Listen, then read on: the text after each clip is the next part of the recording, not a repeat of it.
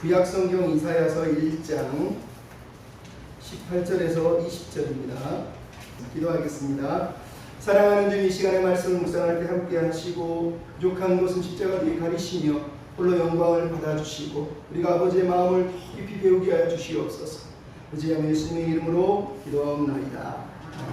아멘. 최승호라고 하는 분이 쓴 시 중에 몸이라고 하는 시겠습니다. 몸. 내용이 심각합니다. 한번 들어보시겠습니까? 끙끙 앓는 하나님, 누구보다도 당신이 불쌍합니다.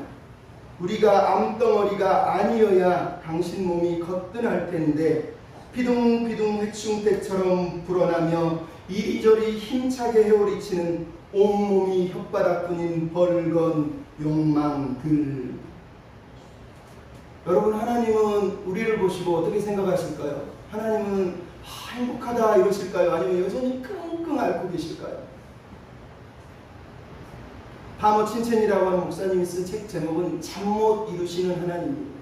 끙끙 앓는 하나님은 잠 못 이루시는 하나님입니다. 오늘 보면 우리가 이사야를 읽는 이유는 하나님이 끙끙 앓고 있고 계시고 잠 못 이루면서 어떻게 하면 우리 자녀들을, 우리 자식들을 바로 세울까 고민하는 하나님의 이야기가 이사야서에 등장하고 있기 때문이에요. 그럼 이사야서는 교회가 가장 사랑하는 책이에요. 예수님도 초대교회도 시편 다음으로 가장 많이 인용한 책이 바로 이사야예요. 그래서 어떤 소요라고 하는 신학자는 이사야서를 제5복음서라고 했다. 마태, 마가, 누가, 요한 더불어서 이사야는 예수 그리스도의 사랑, 보혈을, 복음을 가장 강력하게 드러내는 책이 바로 이사야다라고 얘기하고 있어요. 신기롭게도 이사야는 66권입니다. 그 중에 앞에 39권은 히스기야의 왕 때까지 이야기, 나머지 40장부터 66장까지 27권은 미래에 대한 이야기, 소망의 이야기를 담고 있어요. 39, 27, 66. 그래서 이사야서를 소성경이라고 부를 정도. 성경 속의 성경이 바로 이사야라고 사람들이 얘기할 정도예요. 더 흥미로운 건 이사야 1장은 66장까지 내용은 마치 창세기하고 계시록 전체를 다 끌어안고 있는 듯한 책이라는 거예요. 놀라운 거죠. 왜? 이 66장의 시작은 창세기 이야기고 마지막 장은 새하늘과 새 땅, 계시록 이야기를 담고 있다는 거예요. 신기하죠? 이 책은 대부분이 시로 기록됐다는 거예요. 내러티브 이야기체는 6장하고 36장부터 39장밖에 없어요. 그러니까 여러분이 성경을 읽을 때 이사야서를 역사책처럼 읽으면 안 된다는 거예요. 문자적으로 모든 걸 다 받아들이면 안 된다는 거예요. 오히려 문법적으로 이거를 이해해서 읽어야 되는 거예요. 책이라는 걸 여러분 먼저 이해하시고, 이사야의 이름의 뜻이 무엇일까요? 따라합시다. 여호와는 구원이시다. 여호와는 구원이시다. 여호와는 구원이시다. 여호와가 구원의 근원이라는 거예요. 다른 그 무엇도 그 누구도 우리를 구원해낼 수 없다는 거예요. 왜 이런 이야기가 이사야서의 주제처럼 나오느냐면 이사야서 전체는 이스라엘을 공격하던 시리아, 아수르와 애굽 그리고 바벨론, 이 강력한 네 나라 사이에서 누구를 의지할 거냐는 거예요. 누가 우리를 구원해 줄 거냐는 거예요. 아하스 왕은 이집트 그리고 시리아를 의지했어요. 히스기야 왕은 아수르를 의지할까 애굽을 의지할까 왔다 갔다 하다가 결국은 하나님을 의지했어요. 그래서 1장부터 39장은 아하스 왕과 히스기야 왕의 이야기를 통해서 너희는 누구를 의지할 거냐, 누가 너희를 구원해 줄 거냐라는 것을 강력하게 요청하는 책이 바로 이 이사야서라는 거예요. 그래서 이사야서의 배경은 1장 1절에 나온 것처럼 유다 왕 우시야와 요담과 아하스와 히스기야 때에 하나님이 허락하신 비전, 하나님이 주신 말씀이라는 거예요. 그럼 이 시기는 주전 740년부터 690년까지 무려 50년 이상을 격동의 시대를 이사야가 살아내면서 전했던 말씀이 이사야서예요. 그 격동의 시절 동안 선포한 이야기, 말씀들을 끌어모은 책이에요. 그래서 이 이사야서는 역대기처럼 기록되어 있죠. 순서가 역사 순으로 기록된 게 아니라 필요한 순서대로, 필요한 의도대로 기록됐어요. 그래서 1장 이야기는 사실은 맨 마지막 장 이야기일 가능성이 아주 높을 정도로 강력한 내용이 1장에 들어있다는 거예요. 그래서 이거를 여러분 역사책처럼 읽으면 안 되고 왜 이 이야기를 쓰고 있는지를 기억을 해야 돼요. 또 하나는 이 말씀의 대상이 당시에 아하스 왕, 히스기야 왕 시대에 시리아와 아수르와 그리고 장차 다가올 바벨론 사이에서 누가 우리를 건져줄까 고민하는 백성들일 뿐만 아니라 바벨론 포로로 끌려간 사람들이 왜 우리가 바벨론 포로로 끌려가느냐를 고민하며 그 답을 제시하는 책이 바로 이 이사야라는 책이에요. 그들이 왜 끌려갔을까요? 그들은 왜 멸망했을까요? 하나님을 의지하지 않았다는 거예요. 하나님을 구원자로 섬기지 않았다는 거예요. 세상을 의지하고 자기 힘을 의지했다는 거예요. 그래서 오늘 보면 1절에 이사야가 하나님으로부터 본 계시라고 지금 기록하고 있어요. 이 계시라고 하는 단어는 사실은 열어서 보여주다는 뜻이에요. 계시는 여러분 내가 보는 게 아니라 하나님이 보여주신 거라는 거예요. 이사야 1장부터 시작되는 모든 이야기는 이사야의 언어가 아니라 하나님이 보여주신 이야기라는 거예요. 즉 이사야서는 우리로 지금 그렇게 얘기하는 거예요. 니네들이 보는 세상 말고 하나님이 보고 계신 시선으로 세상을 좀 보라는 거예요. 하나님이 너희를 어떻게 보고 있는지, 하나님이 세상을 어떻게 보고 있는지 자신들을 돌아보라고 얘기하는 게 바로 이 이사야서예요. 우리는 이사야를 읽으면서 하나님이 보시는 시선으로 우리를 보고 세상을 보는 은혜를 받아야 돼요. 그래서 여러분 이사야서는 아까도 말씀드렸지만 크게 나누면 1장부터 39장, 40장부터 66장이지만 더 쪼개면 1장부터 39장, 40장부터 55장, 56장부터 66장이에요. 1장부터 39장의 이야기는 왕들의 이야기예요. 아하스하고 히스기야라고 하는 대표되는 두 왕을 언급하면서 진짜 왕이 누구냐는 거예요. 사실은 아하스도 아니고 히스기야도 아니고 장차 왕으로 임하실 메시아, 왕 메시아를 이 이야기 속에 그래서 예언처럼 선언하고 있어요. 40장부터 50장에는 고난받는 종의 이야기를 들려줍니다. 고난받는 종의 이야기를 통해서 너희가 고난받고 있지만 하나님의 백성은 고난받는 종, 고난받는 메시아를 통해서 너희가 구원받을 거라는 얘기를 하면서 이사야 53장에 나오는 고난받는 종 이야기를 그 이야기 속에 들려주고 있어요. 그리고 56장부터 66장은 종들의 이야기, 즉 메시아의 백성들, 왕 메시아이자 종 메시아인 그 메시아를 따라 사는 백성들은 종처럼 섬기는 백성으로 살지 않으면 안 된다라는 것을 이사야 전체가 들려주는 거예요. 결국 이사야서 전체 이야기는 하나님의 백성이 누구냐는 거예요. 그들은 메시아, 종 메시아처럼 섬김의 사람으로 이 땅을 살아가는 사람들이 진짜 하나님의 백성이다라고 들려주고 있다는 거예요. 그래서 여러분 제가 서론을 얘기하고 있지만 이사야서가 강조하고 있는 건 우리는 누구를 의지할 것이냐, 그럼 우리는 어떻게 살 것이냐. 하나님을 의지하는 백성은 종된 마음으로 섬김의 백성으로 이 땅을 살아가야 된다라고 들려주는 게 바로 이사야의 이야기라는 거예요. 그 이야기의 첫 장을 우리가 오늘 보고 있어요. 첫 장은 하늘이여 들으라 땅이여 귀를 기울이라 1장 2절에 이렇게 시작하고 있습니다. 여러분 놀라운 이야기예요. 왜? 이사야서 마지막 장을 아까도 얘기하지만 새하늘과 새 땅이 장차 임할 것이라고 이사야 65장에 66장에 기록하고 있다는 거예요. 지금 하나님이 들려주고 있는 이야기, 하늘이여 들으라 땅이여 들으라는 얘기는 하늘과 땅을 향하여서 증인으로 세우는 이야기이기도 하지만 하나님 보시는 우리가 살고 있는 이스라엘 백성이 살고 있는 이 세상은 옛 세상, 옛 땅, 옛 하늘이라는 거예요. 하나님이 옛 하늘과 옛 땅에 사는 사람들에게 새 하늘과 새 땅을 향하여 나아가는 너희들이 어떤 믿음으로, 어떤 마음으로 이 땅을 살아가야 되느냐라고 하는 걸 들려주기 위해서 이 이야기를 기록하고 있어요. 그래서 1장과 65장, 66장은 똑같은 이야기가 계속 반복해요. 하늘과 땅 이야기, 상수리 나무 동산 이야기, 그 다음에 백성 종들 이야기, 그리고 예배의 이야기, 제사의 이야기, 그리고 공의와 정의를 통해서 하나님을 예배하는 사람들의 이야기가 1장과 마지막 장에 등장한단 말이에요. 이 이야기를 통해서 우리가 배워야 될 것은 오늘 본문 1장에 그러면 하나님이 이스라엘을 보면서 어떤 마음을 가지셨느냐는 거예요. 제가 말씀드렸지만 1장 2절은 하나님이 이스라엘 백성의 죄를 향하여서 고소하고 있는 고소 이야기라는 거예요. 언약 소송이라고 얘기합니다. 언약 백성들이 너희들이 죄를 지었는데 너희들이 내 백성이 아닌 것 같은데 너희들이 자꾸 내 백성이라고 그러는데 네가 내 백성이 아닌 걸 내가 증거할 거야 그러면서 법정에 이스라엘 백성들을 딱 세워놓은 이야기가 바로 이사야 1장의 이야기라는 거예요. 그래서 이사야 1장은 하나님이 이스라엘의 죄를 세 가지를 언급하면서 너희들이 이 죄 때문에 멸망할 거라고 하나님이 선언하는 멸망의 예언 이야기가 들어있어요. 하지만 이 심판의 이야기 속에는 하나님이 여전히 우리를 사랑하시고 우리에게 마음을 쏟고 계시고 끙끙 앓고 계시고 어떻게 하면 우리를 구원해낼 것인지 어떻게 하면 이들을 건질 것인지 고민하시는 하나님의 마음이 들려있다. 따라서 우리는 이사야 1장을 읽으면서 이 이스라엘 향한 진노와 심판의 말씀을 하시는 하나님 그 마음은 어떤 마음이시고 그분은 어떤 마음으로 이스라엘을 바라보고 있는지 오늘 우리가 도전을 받아야 돼요. 첫째, 하나님을 바르게 알아야 됩니다. 따라서 하나님을 바르게 합시다. 하나님을 바르게 합시다. 여러분 오늘 본문 1절부터 9절은 하나님이 이스라엘 향해서 책망하시는 이야기가 나옵니다. 책망의 내용은 내가 너희들의 죄를 고소한다 그러면서 너희들이 지금 나를 알지 못한다라고 너희는 내 백성이 아닌 것 같다라고 말씀하신 하나님의 아픔의 이야기가 들려옵니다. 여러분 하나님이 하시는 말씀 2절에 뭐라고 그럽니까? 내가 자식을 양육하였는데 나를 거역했다는 거예요. 이스라엘이 지금 뭘 모르고 있는 거예요? 하나님이 자기의 아버지라는 걸 잊어버렸다는 거예요. 그래서 하나님을 거역했다는 거예요. 그래서 하나님을 대항하고 반역했다는 거예요.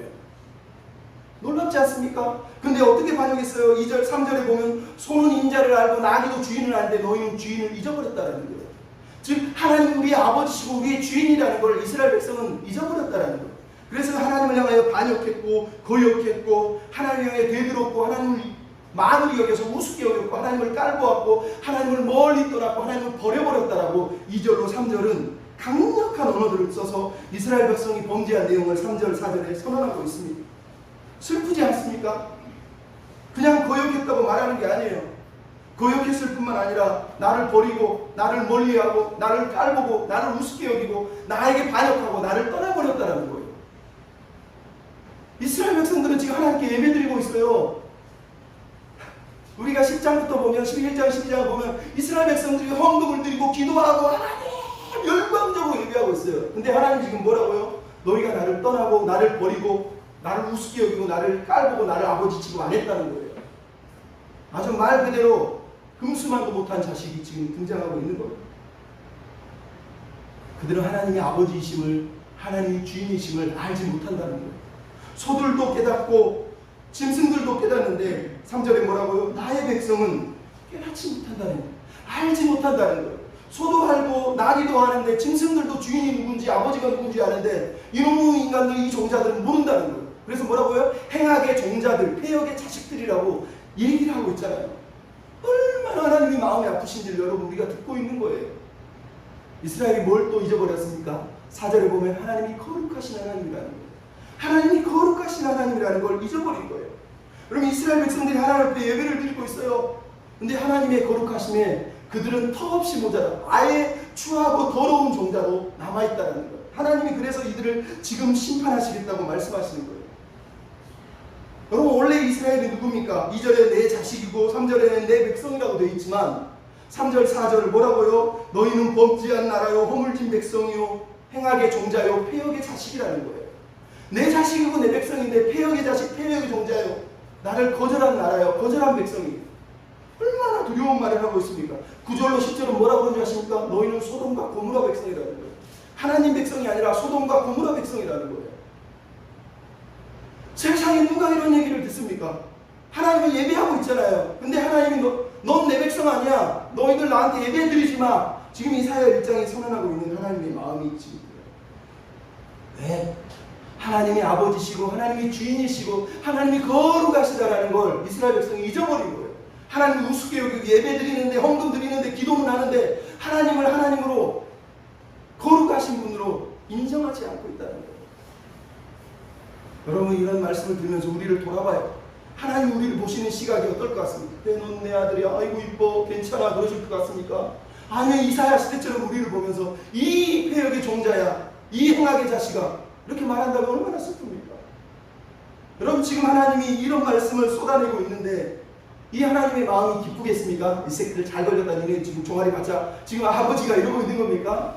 아니요 하나님의 마음이 너무 아프다는 거예요.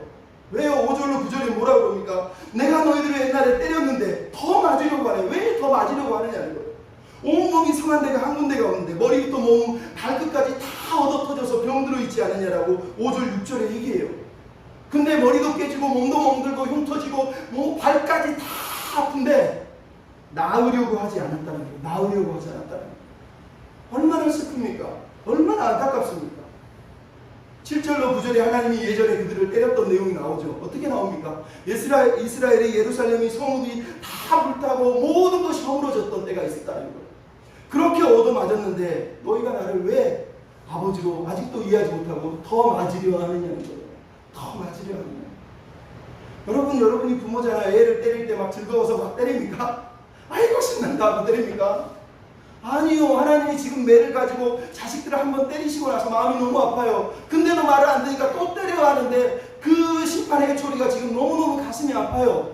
그래서 하나님 뭐라고 그럽니까? 4절에 슬프다 슬프다 24절에 또 나와요. 슬프다 슬프다.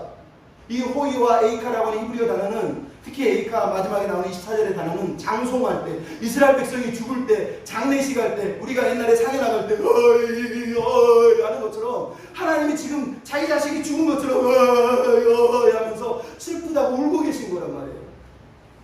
하나님은 지금 기뻐서 때리는 게 아니에요. 내 백성이, 내 자녀가 하나님의 마음, 하나님의 아픔, 그 슬픔, 그 고통을 이해하지 못하는 것이 너무너무 안타까운 거예요. 여러분이 부모시면 알잖아요. 자식이 아무리 때려도 말을 안 들으면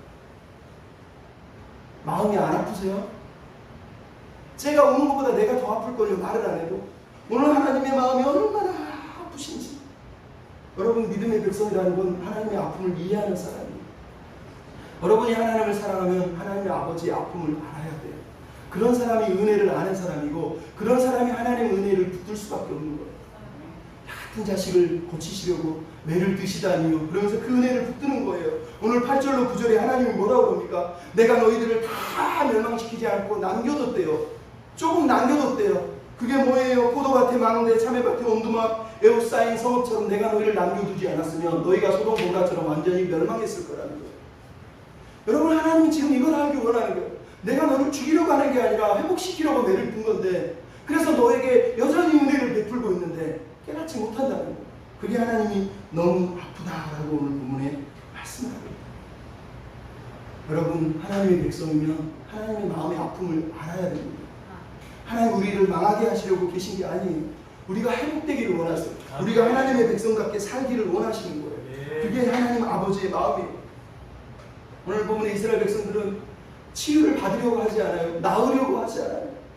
여러분, 이 백성을 누가 치유합니까? 성경은 하나님만이 치유한다는 거예요. 머리가 병들고 마음이 병들었는데 누가 치료합니까? 하나님이 치유하는 거예요. 여러분, 박종기 목사라고 하는 분이 어느 날 목사님인데 성도들 때문에 너무너무 마음이 아파서 잠을 못 이루고 막 끙끙 앓아요. 그러다가 도저히 안 되겠어서 성경을 읽다가 시편을 읽어요. 시편에 보니까 그런 말씀을 썼어요. 그는 그들의 마음 모두를 지으시고 그들이 하는 일을 굽어 살피시는 이시로. 그들의 마음을 모두 지으셨다고? 아! 하나님이 내 마음도 그러면 지으신 거네? 누구보다 내 마음을 더 잘 아시겠구나. 아, 내 마음이 아픈데 하나님 내 마음을 만져주세요. 그러면서 그 자리에서 울면서 하나님께 회개했대요. 여러분, 우리 인생의 아픈 마음을 누가 치료합니까? 목사님이 치료해 주나요? 아니요. 여러분의 문제는 하나님밖에 치료 못해요. 아픈데 병들었는데 누가 치료해 주죠? 돈 좀 더 벌면 치료되나요? 직장 승진하면 치료됩니까? 영혼의 병은, 마음의 병은 하나님이 만져주시지 않으면 치료가 안 돼요. 근데도 아직도 깨닫지 못해. 나으려고 하지 않아요. 하나님이 못 고치실걸? 나 같은 사람 누가 고쳐? 그러면서 계속 고집센 소처럼 끌고 가라고. 코에다가 막 고삐를 풀어도 그냥 끌고 가도 그냥 고집 피우고 그 자리에 버티는 거 아닙니까? 하나님 얼마나 슬퍼하시겠어요. 어떤 부인이 남편이 하나님 안 믿는데, 자기도 사실 안 믿었는데 얼마나 밤마다 때리는데 너무너무 아파가지고 결국은 도망쳤어요. 갈 데가 없는데 교회가 불이 켜졌네. 그래서 교회를 뛰어갔어요. 생전 처음 들어보는 하나님 앞에 혼자 하나님 하면서 기도를 했대요. 기도를 막 하고 있는데 이제 예배가 시작해. 예배를 참석해서 예배를 드리고 나는데 거기서 어떤 아버지가 아들을 우리를 위해 바치셨다는 얘기를 들으면 깜짝 놀라요. 우리를 위해서, 자기 죄를 위해서 자기 아들을 바친 하나님의 사랑 이야기를 들으면서 그 자리에서 펑펑, 나 같은 사람도 사랑하시다니, 나 같은 죄인도 사랑하시다니 펑펑 울고 새벽에 집으로 들어가자마자 남편 앞에 가서 엎드려서 절을 하면서 여보, 내가 잘못했어. 뭘 잘못했는데? 술 먹고 깨어나가 남편이 놀래. 내가 잘못했어. 막 그러고 그때 또 막 밥 해주고 막 섬겨주니까 남편이 왜 그래? 그러더니 이 사람이 교회 가서 그랬다는 걸 발견하고, 그 교회가 대체 뭔데 당신을 바꾸냐, 같이 가보자. 그래서 교회 갔다가 결국 하나님 믿고 그 아들이 신학교 교수가 됐어요. 농담이 아닙니다. 여러분, 하나님의 아픔을 우리가 이해를 하면 우리의 삶이 치유돼요. 매를 맞고 얻어 터진 그 사람도 치유되는 걸 우리가 성경에 보지 않습니까? 여러분, 김동호 목사님이라고 하는 분이 계세요. 작년 4월 15일 날 암 판정을 받아서 매일 아침마다 하나님 앞에 불평해야 되는데 하나님이 이사야 40장 1절을 읽어주면서 내 백성을 위로해라, comfort my people, 그 얘기를 듣고 그때부터 새벽마다 날마다 기막힌 새벽 날기세 그래가지고 성도들에게 말씀을 한 절씩 나눠주고 기도하고 찬양을 불러요. 수많은 암 환자들이 이 예배를 같이 드려요, 동영상으로. 근데 이분이 지난주에 했던 내용이 이런 게 있습니다. 여러분, 암 안 걸려도 하나님 떠나면 죽는데 암까지 걸린 사람들이 하나님을 떠나면 어떻게 살겠습니까? 부르짖고 하나님 붙잡아야 합니다. 원망하고 불편하면 되겠습니까? 하나님을 붙잡으십시오. 여러분 그렇게 얻어터졌는데 암까지 걸렸는데도 하나님 안 믿으면 어떻게 살 거냐는 거예요. 그 설교를 듣고 댓글을 달았는데 조혜영이라고 하는 분이 이렇게 얘기했어요. 저는 지금 항암 주사 후에 요양병원에 있는데 아플 때마다 하나님을 찾은 것 같아요. 너무 부끄럽습니다. 수완이 꼬쿠라고 하는 명을 쓰고 있는 어떤 사람은 암 걸리기 전에는 하나님을 찾지도 않고 내 길로 갔던 불효막심한 인간인데 암이 걸려서야 이제야 주님을 찾는데 그런 나도 받아주시다니요. 햇빛 소망이라고 하는 분이 이렇게 얘기했어요. 제가 어느 날 강아지를 잃어버렸는데 도저히 찾을 수가 없었는데 어떤 부인이 전화를 해서 강아지를 찾아주셨는데 뭐라고 그러냐면 강아지가 하도 멍멍멍시고 끙끙거리고 울길래 이 강아지가 왜 우나 그러고 지나가다가 강아지를 찾습니다. 사진을 보고 찾아줬다는 거예요. 그거를 얘기하면서 하나님 강아지도 주인을 알고 우는데 내가 울지를 못했네요. 이러면서 얘기를 하더라고요. 또 한 분 김영한 씨라는 분 며칠 전 6월 10일 날 신장암 판정을 받고 너무 슬펐지만 목자를 떠나고 살고 싶지 않았나 내가 목자를 떠난 건 아닌가 그동안의 나이를 돌아보면서 반역하고 고역했던 내 삶을 지금 고백하고 눈물로 회개하고 있습니다. 여러분 누가 이렇게 삽니까? 하나님 없이는 내가 치유될 수가 없어요. 그것을 믿는 사람들이 그렇게 사는 거예요. 여러분 아프십니까? 힘드십니까? 마음이 괴롭습니까? 하나님 아니면 누가 치료해 줍니까? 제발 하나님을 붙들었으면 좋겠습니다. 네. 두 번째, 하나님께 돌아와야 합니다. 따라서 하나님께 돌아옵시다. 하나님께 돌아옵시다. 오늘 본문 18절 우리가 읽은 내용이 그거예요. 병들고 깨닫지 못하는 이스라엘 백성들에게 18절에 하나님이 돌아오라 오라 변론하자 오라 변론하자. 이 오라라는 말이 27절에 보면 하나님께 돌아온 자들을 하나님이 구속해 주고 돌아온 자들이라는 뜻이에요. 슈그 돌아오다라는 히브리어 단어는 신약에서는 회개라고 하는 단어를 구약에서 항상 돌아오다 슈그라고 하는 단어를 쓰는 즉 하나님은 회개하라고 말하는 거예요. 회개하라는 거예요. 하나님께 오라는 거예요. 오라는 거예요. 여러분 이게 너무너무 중요한 거예요. 왜? 이스라엘의 남는 비결은 하나님께 돌아오는 거예요. 근데 지금 오늘 본문의 내용은 와서 변론하라는 거예요. 와서 회개하라는 거예요. 여러분 이 말을 여러분 오해하면 안 돼요. 그냥 와라 그러면 내가 고쳐줄게 이 얘기를 하고 있는 게 아니에요. 오늘 본문을 잘 보면 하나님께 오려면 하나님께 와서 내 죄가 무엇인지 낱낱이 변론하고 따져봐야 돼요. 그리고 오늘 본문에 히브리어는 한글에는 안 나온 게 있는데 18절, 19절, 20절에 만약이 4번 등장합니다. 만약 너희가 죄가 붉을지라도 만약 너희가 주름 같을지라도 만약 너희가 순종하면 만약 너희가 거절하면 여러분 이게 무슨 말인지 알겠어요? 다른 얘기로 하면 만약 너희가 너희 죄가 지원 같다고 시인하면 만약 너희 죄가 주름같이 붓다고 시인하면 그렇게 인정하면 그때 치유가 시작된다는 거예요. 네. 여러분 하나님께 돌아오는 방법은 그냥 살면서 그냥 온다고 해결되는 게 아니라요. 내가 내 죄를 인정하고 고백하고 그리고 나서 16절에 뭐라고요? 스스로를 깨끗게 하라고 얘기하는 거예요. 내가 내 죄를 나의 실상을 파악하고 내가 얼마나 큰 죄인인지 아버지를 얼마나 아프게 했는지를 깨달은 다음에 아버지께 돌아오는 거예요. 그게 진짜 돌아온다는 거예요. 그래서 시인을 하고 그 다음에 자신을 씻어내는 작업 그게 바로 회개라고 오늘 본문에 얘기하고 있는 거예요. 그때 나음을 얻는 거예요. 그렇게 하나님 앞에 시인해야 돼요. 뭘 시인해야 됩니까? 오늘 본문에 3가지 죄를 얘기하고 있어요. 먼저 첫 번째가 형식적인 예배예요. 1절, 11절부터 15절에 나오는 예배. 무슨 예배가 나옵니까? 이스라엘 백성이 무수한 제물을 드리고 절기마다 헌금을 드리고 각종 헌금을 만들어서 드리고 매일 소리 질러서 기도를 하는데 하나님이 뭐라고요? 거절하셨다는 거예요. 예배를 거절하셨다는 거예요. 왜 거절하죠? 하나님 뭐라고 그랬습니까? 너희가 마당만 밟고 있다. 나는 너희 예배를 기뻐하지 않는다. 너희 예배가 가증하다. 너희 헌물이 가증하다. 내가 견디지 못하겠다. 난 너희의 예배가 싫다. 나는 피곤하다. 짐을 지기가 힘들다. 귀를 막고 눈을 가리고 싶다고 얘기하는 거예요. 여러분 우리 시대를 보십시오. 이 이사야 시대와 우리 시대가 하나님이 어떻게 생각할지 사실은 궁금합니다. 얼마나 많이 예배하고 얼마나 뜨겁게 헌금합니까? 이 지금 이스라엘 백성들이.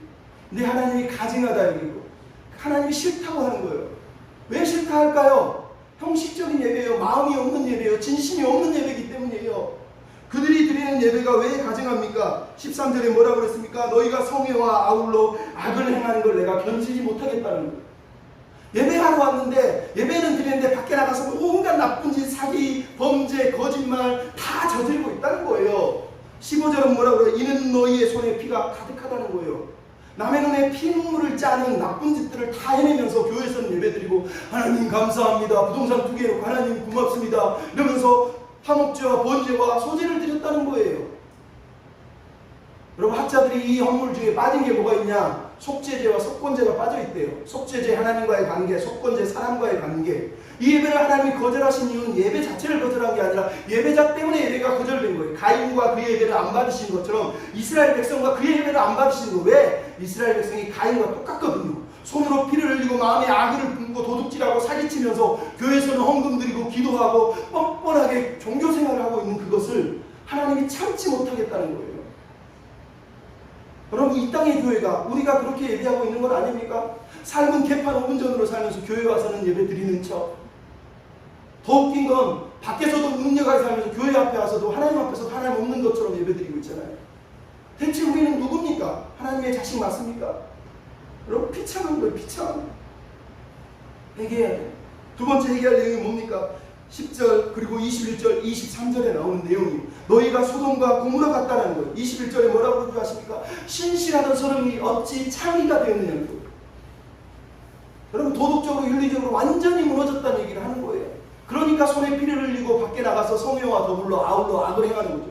교회에서는 예배드리는데 밖에서는 그 온갖 나쁜 짓을 했던 거예요.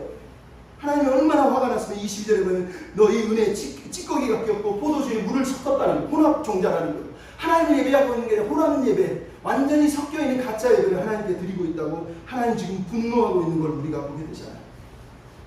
이게 무슨 얘기입니까? 결국은 자기 욕망, 자기만을 위해서 예배를 드리고 있는 거. 속죄제, 속건제도 안 드리는 이유가 뭡니까? 나만 잘 되면 되지. 교회에서 나만 잘 되면 되지. 사기를 치든 도둑질을 하든 투기를 하든 나만 부자 되면 되지. 그러면서 예배를 드리고 있는 거예요. 그러니까 하나님이 아파하시고 때리고 너희가 죄를 지었다. 세 번째 증거가 뭡니까? 28절, 특별히 29절 뭐가 나옵니까? 너희가 나를 버렸는데 기뻐하던 상수리 나무 너희가 택한 동산으로 인하여 너희가 수치를 당할 거라는 거예요. 다른 얘기로 하면 우상 숭배를 했다는 거예요. 하나님만 믿는 게 아니라 교회 나가서 저기 상수리 밑에 가서 옛날 우리 손녀들이 그랬던 거죠. 거기다 물 떠놓고 정화수 위에서 빌고 있는 거하고 똑같아요. 상수리 나무에서 예배드리고 동산에 가가지고 거기서 또 절을 하고 있는 거예요. 누가 걸리든 상관, 어떤 신이 걸리든 상관, 나 잘 되는 신이면 좋다는 거예요. 여러분, 이게 인간의 모습이에요. 교회에서는 완전한 기독교인데 밖에 나가서는 완전한 샤머니즘으로 사는 거란 말이에요. 그 사람은 하나님을 믿는 게 아니에요. 여기서 아무리 거룩하고 진짜 예배자인 것 같아서 저 밖에서 이방 종교를 섬기는 거잖아요. 여기서는 하나님 부르지만 밖에 나가면 하나님이 안 계신 것처럼 자기 힘을 의지하고 세상을 의지하는 거, 그게 우상 숭배하고 똑같은 거 아닙니까? 그게 똑같은 거예요. 똑같은 거. 하나님 그 우상 숭배 이 세 가지를 얘기하시면서 너희가 죄인이 아니라고, 너희가 범죄를 안 저질렀다고, 그러면서 하나님이 이 세 가지를 들어서 너희를 멸망시킬 거라고 말하는 거예요. 그리고 하나님이 요구하는 회개의 내용이 뭡니까? 예배를 잘 드리라고요? 아니요. 모든 삶으로 하나님을 예배하라는 거예요. 전인격적으로 예배하라는 거예요. 말만 겉으로만 헌금 드리고 기도하면 예배가 되느냐? 아니요. 삶 속에서 내가 믿는 하나님을 드러내는 예배가 진짜 예배라는 거예요. 여러분, 이 한 시간 예배를 잘 못 드리는데 어떻게 밖에서 예배자를 사는지 저는 이해가 안 되지만, 여러분, 하나님 앞에서 우리 자신을 돌아봐야 돼요. 정말로 돌아봐야 돼요. 회개라는 걸 하나님이 얼마나 간절히 요구하십니까? 회개가 뭐라고요? 자기 자신을 먼저 살피는 거예요. 그리고 나서 하나님의 마음을 붙드는 거예요. 그게 오늘 본문에 나와 있는 내용 아닙니까? 제가 지난주에도 얘기했지만 윤동주라고 하는 시인이 쓴 시 중에 화상이라고 하는 시가 있어요. 거기 보면 시인이 이런 얘기를 합니다. 한 사나이가 우물가에 가서 우물에 비친 자기 모습을 봅니다. 그 모습이 미워져 돌아갑니다. 돌아가다 그 사람이 생각이 나서 다시 돌아와서 그 사람을 바라봅니다. 그 사람을 바라보다 다시 미워져서 돌아섭니다. 그리고 돌아가다 보니 그 사나이가 너무 그리워집니다. 그렇게 다시 그 사나이를 기억하고 추억의 사나이가 거기 있습니다. 이렇게 쓰고 있어요. 여러분, 윤동주의 시는 그리스 신화에 나온 나르시스를 정확하게 반대로 비유한 거예요. 그리스 신화에 나르시스라고 하는 한 소년이 있습니다. 우물가를 지나다가 우물에 비친 자기 모습이 너무 좋아서 우와, 나처럼 잘생긴 사람이 어디 있어? 그러면서 우물을 쳐다보다가 우물 속에 얼굴을 만지고 싶어서 만지다가 푹 빠져 죽어버립니다. 근데 윤동주는 뭐라고 있어요? 그 우물에 비친 자신을 보면서 자기가 얼마나 추한지, 가다가 또 돌아와서 모습을 보니 너무너무 추하다는 거예요. 계속 돌아와서 보니 자기가 너무 더럽다는 거예요. 그렇게 자기 자신을 매일 살피던 사람이 추억처럼 거기 서 있는 그 사나이가 나중에 하늘을 우러 한저런 부끄러움이 없기를 하나님 앞에 입새이는 바람에도 괴로워했던 사람이에요. 그 사람이 하나님을 사랑한 사람이라고요. 회개하는 건 그런 거예요. 남들 보고 욕하기 전에 내가 얼마나 더러운지를 늘 깨닫지 않으면 하나님의 사람으로 우리가 설 수가 없는 거예요. 자신을 돌아봐야 돼요. 그리고 예배를 진짜 예배를 드리셔야 돼요. 여러분, 영국의 유명한 모던 워십의 리더라고 하는 맷 레드번이라고 하는 사람이 오늘날 예배를 드리다가 자기 팀들이 막 드럼 치고 피아노 치고 막 기타 치고 예배하는데 우리가 진짜 하나님을 예배하는 거 맞아? 그래서 드럼 스톱, 피아노 스톱, 악기 스톱, 모든 거 다 시스템 스톱. 그리고 아무것도 하지 않은 채 마음의 예배를 드리, 진짜 예배를 드리자. 목소리만 예배하자. 그래서 모두가 목소리로 예배를 드립니다. 코러스를 드립니다. 놀랍게도 교회가 아름다운 찬양이 막 울려 퍼지는 거예요. 막 드럼 치고 기타 칠 때는 사람들이 목소리도 안 내는데 다 죽으니까 자기들이 하나님하고 자기 신앙을 고백하는 거죠. 그래서 그 사람이 만든 노래가 마음의 예배예요. Your Heart of Worship. 마음의 예배의 내용은 찬양의 열기가 다 끝나고 주님 앞에 나아가서 우리 진실한 예배를 드립시다. 그렇게 예배하면서 중심이 된 예배 이제 내려놓고 화려한 음악보다 끝없는 열정보다 중심을 원하는 하나님 앞에 중심으로 예배합시다. 여러분, 교회 와서 제일 불쌍한 사람이 누군지 아세요? 뒤에서 음향 조절하는 사람, 악기 만지는 사람, 피아노 치는 사람, 건반 치는 사람이에요. 좀 죄송하지만 왜? 그 사람 중에 대부분 예배를 못 드릴 가능성이 많아요. 거기에 열중을 하다 보니까 하나님을 잊어버리는 거예요. 드럼 치다 보니 잊어버리는 거고요. 막 음향 조절하고 소리 올리다 보니까 말씀을 듣지를 않아요. 쉽게 얘기하면 그런 거란 말이에요. 하나님 앞에 예배할 때 그 사람들만 그러니까 우리 앞에 와서 입으로는 예배하는데 마음은 이미 하나님을 떠나고 버린 사람들이 얼마나 많습니까? 하나님 우리 예배를 받아주실 것 같습니까? 내 예배를 받아주실 것 같습니까? 하나님 앞에 우리가 죄인임을 고백해야 돼요. 우리가 죄인이라고 하나님 앞에 인정해야 돼요. 여러분, 코로나 때문에 무슨 일이 벌어졌습니까? 이 최영삼이라고 하는 교수님이 쓴 내용 중에 이런 게 있죠. 코로나가 아픈 것을 다 드러낸다. 선진국의 실상, 인간이 자연을 얼마나 파괴시켰는지, 개인주의와 집단 이유주의가 얼마나 인간을 말살할 수 있는지, 뿐만 아니라 교회가 얼마나 세상을 외면하고 살았는지, 교회가 얼마나 건물에 집착했는지, 교회가 얼마나 사역자들에 매달려서 살았는지, 성도들을 제사장으로 세우지 못했는지. 여러분, 코로나가 우리에게 들춰주고 있는 거예요. 어떤 사람은 예배가 소중하다, 어떤 사람은 예배가 안 드리면 걱정된다, 어떤 사람은 교회가 재정이 없어서 망할 것 같다. 온갖 얘기들이 다 들려옵니다. 이 시대에 우리는 어떻게 예배해야 될까요? 여러분, 우리가 돈 걱정을 진짜로 돈만 걱정하는 건 하나님을 믿는 사람이 아니에요. 그건 우리가 하나님을 예배한 게 아니라 돈을 예배한 겁니다. 하지만 교회는 재정이 없이는 설 수가 없어요. 이찬수 목사님처럼 전국에 있는 미자립 교회를 위해서 3억이라도 헌금하자 그랬더니 사람들이 헌금을 했어요. 매주 돈이 들어오는데 나중에 3억이 되고 6억이 되고 25, 6억이 되고 지금 30억이 넘었어요. 미자립 교회, 한국에 있는 미자립 교회들 도와주겠다고 그러면서 그 엄청난 교회들의 월세를 대납해주기 위해서 그 큰 교회가 그 일을 하고 있어요. 헌금 안 들어와서 걱정하는 게 아니라 이 어려운 시기에 남들도 어렵겠지 하면서 속고 있는 교회들도 있다는 거예요. 근데 교회에서 예배하는 사람들이 헌금을 안 내네. 헌금을 안 내네. 교회가 망하는 말든 자기들은 상관없다는 거예요. 그게 무슨 신앙입니까? 하나님께 예배하는데 예배를 안 드릴까 봐 목사님이 걱정을 해요. 이해합니다. 근데 왜 그렇게 걱정합니까? 저 사람들은 왜 예배를 안 드리고 집에서도 예배를 못 드리죠? 그게 그 사람들의 신앙의 본질인 거예요. 말 그대로 알곡과 가라지가 드러나는 것 같아요. 좀 죄송한 얘기지만. 그거 목사님 탓 아닙니까? 그게 내 탓 아닙니까? 그동안 우리가 어떻게 가르쳤길래 세상에 예배를 교회에서 안 드리면 예배를 못 드리냐고요. 집에서 왜 예배를 못 합니까? 그게 무슨 신앙입니까? 왜 집에 가면 교회에서는 헌금 내면서 집에서는 못 냅니까? 다 가짜잖아요. 우리가 그렇게 가르쳤고 그렇게 배웠다는 게 서럽지 않습니까? 이런 시기일수록 내가 진짜 믿고 진짜 의지하고 진짜 하나님을 신뢰하는데 목사님은 걱정하고 성도들은 뭐 예배 안 드리니까 좋네 이러면서 그게 무슨 신앙이냐고요. 내가 예배를 못 드리는 것이 너무 안타까워서 집에서라도 예배를 드리면서 헌금을 못 드리는 게 안타까워서 어떻게 해서든지 하나님 앞에 우리 교회를 위해서 아니면 남들의 이웃을 돕기 위해서 저 큰 교회들 중에 저 깨어있는 교회들은 막 미자립 교회 돕겠다고 몇십억씩 모아서 헌금하는데 우리는 그 헌금 조금 내는 거 진짜 아까워가지고 벌벌 떨잖아요. 어떻게 이 땅의 교회가 이러면서 코로나 시대에 우리가 세상을 섬기겠다고 얘기하는 슬픈 거 아닙니까? 슬픈 거라는 거예요. 오늘 본문에 그래서 무슨 얘기를 하고 있습니까? 여호와의 백성이면 하나님의 백성답게 살아야 된다라고 오늘 성경이 말하고 있잖아요. 신실한 하나님의 백성이 되기를 하나님이 요구하래요. 왜 매를 때리고 왜 징계합니까? 하나님의 백성답게 살라는 거예요. 오늘 본문에 나온 내용이 뭡니까? 24절부터 26절에 나오는 내용은 내가 이 백성을 처음처럼 본래처럼 돌려놓겠다는 거예요. 신실한 성읍으로 만들겠다는 거예요. 그래서 하나님이 돌아오라 얘기한 거예요. 그 돌아오는 조건이 뭐였습니까? 아까는 회개였지만 1장 10절에 뭐라고요? 여호와의 말씀을 들을지어다. 여호와의 말씀에 귀를 기울일지어다라는 거예요. 여러분, 하나님 말씀을 들어서 내 삶을 회개해야 돼. 내가 드린 예배가 말씀에 정당한지, 내 삶이 말씀에 정당한지를 돌아보라는 거예요. 그게 오늘 보면 나온 말씀이에요. 그리고 나서 말하는 게 뭐예요? 19절에 즐겨서 그걸 순종하는 백성이 하나님의 백성이라는 거예요. 뭘 순종합니까? 16절, 17절에 이렇게 써있죠. 너희는 스스로 씻고 깨끗하게 하고 목전에서 악을 버리고 행악을 그치고 선행을 배우고 정의를 구하고 학대받는 자를 도와주고 고아를 위하여 신원하고 과부를 변호해라. 이 사람이 진짜라는 거예요. 이 사람이 진짜라는 거예요. 여러분, 하나님 말씀이 너무 명확하지 않습니까? 미국의 유명한 목사님의 칼 아이른먼이라는 사람이 책을 하나 썼어요. 팬인가 제자인가.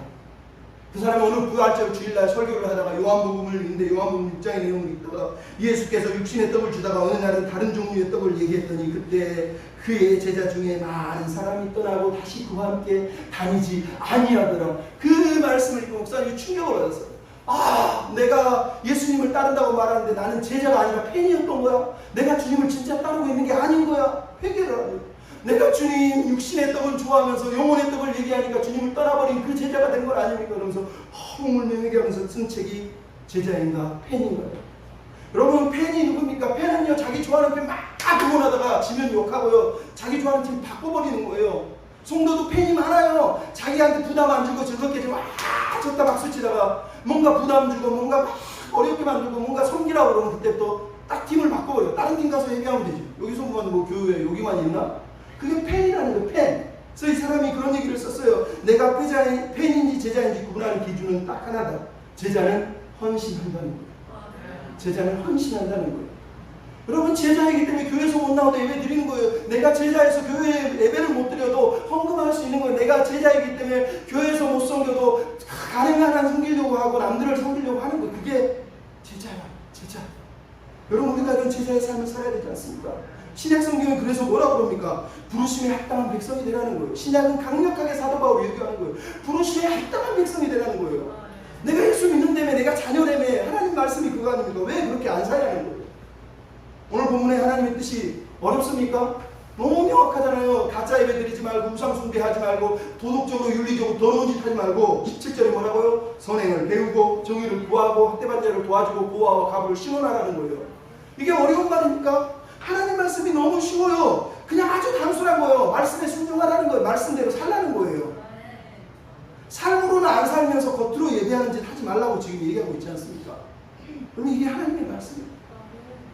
제가 아까 말씀드렸지만 김동 목사님이 지난주에 며칠 전에 설교한 내용 중에 새벽 예배 때 드린 중에 뷰티풀 랜딩이라고 하는 제목으로 설교를 했어요. 뷰티풀 랜딩은 비행기가 착륙하는 걸 말하는 거예요.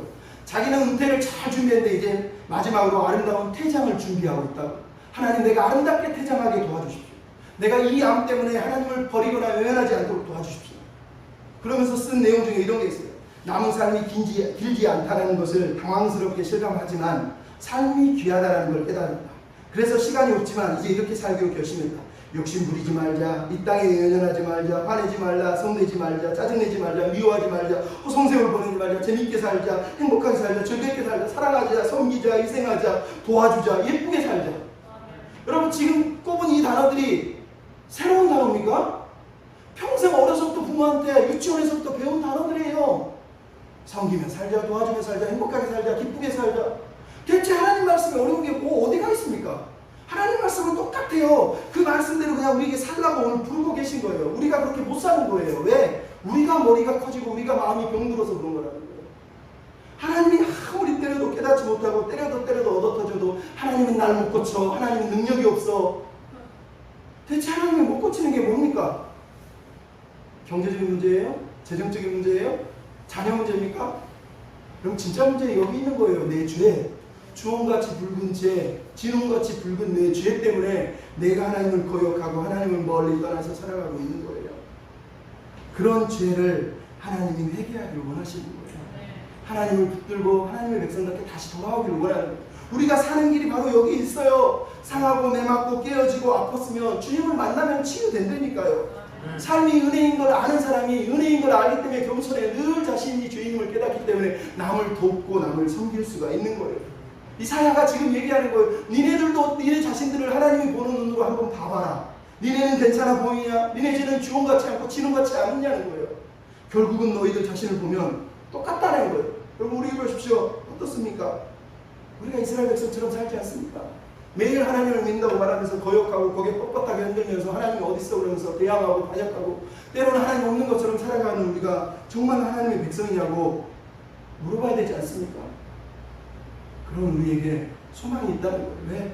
하나님이 여전히 매를 들고 나를 깨우치시고 싶고 돌아오게 하고 싶고 제발 돌아와라 돌아와라 돌아와라 그렇게 아파하시는 하나님이 다시 한번 우리에게 돌아와라 돌아오라 얘기하고 있지 않습니까?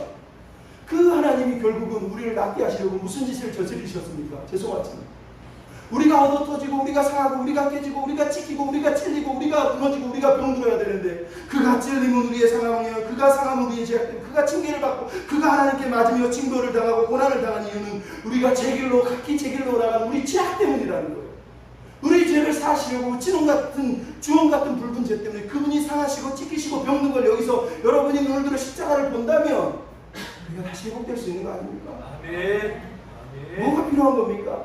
이 예배에서 우리는 예수님을 봐야 되는 거예요. 십자가를 아멘. 봐야 되는 거 아닙니까? 아멘. 맥스 루카도의 주와 같이 길 가는 것 내용 한 구절만 읽어드리고 마치겠습니다. 하나님이 물으신다. 너를 향한 내 사랑을 멈추게 할 수 있는 것이 있겠느냐? 내가 너의 언어로 말하고 너의 땅에서 잠자고 내 상처를 느끼는 걸 네가 모르느냐? 내가 내 기분을 이해하지 못하겠다고? 그렇다면 나사렛의 아이를 보거라. 하나님이 걸어서 학교에 가고 있다. 하나님이 마리아의 식탁에 앉아 거짓말을 하고 있다. 하나님이 우유를 엎지르고 있다. 내 사랑이 얼마나 오래 갈지 모르겠다고? 저 바위 언덕 위에 십자가를 보아라. 그 위에 보이는 것이 나다. 너를 지은 자, 내 하나님이 침뱉음을 당하고 채찍에 맞고 못에 찔리고 피를 흘리고 있다. 네 죄를 내가 느끼고 있다. 네 죽음을 내가 죽고 있다. 나는 너를 그만큼 사랑한단다. 여러분 우리가 이렇게 하나님을 사랑한 그 하나님의 사랑의 마음을 외면할 수 있습니까? 이 사랑을 몰라요? 그래서 짐승처럼 아버지를 부인하고 거절하며 살아갈 수 있습니까? 우리는 다시 십자가를 붙들어야 됩니다. 아버지의 사랑을 붙잡아야 됩니다. 주홍빛 같은 내 죄를, 진홍 같은 내 죄를 씻어주신 은혜 앞에 서서 하나님 감사합니다. 나도 은혜로 살겠습니다. 이렇게 고백했으면 좋겠습니다. 우리 같이 찬양하고 마치겠습니다. 어둠 속에 매이던 내 영혼 언음 같이 하시겠습니다. 어둠 속에 매이던 내 영혼 갈 길 몰라 바다에 주의 십자가 주의 십자가 영광의 그 빛이 나를 향해 비추어 주셨네. 주홍빛보다도 주홍빛보다도 붉은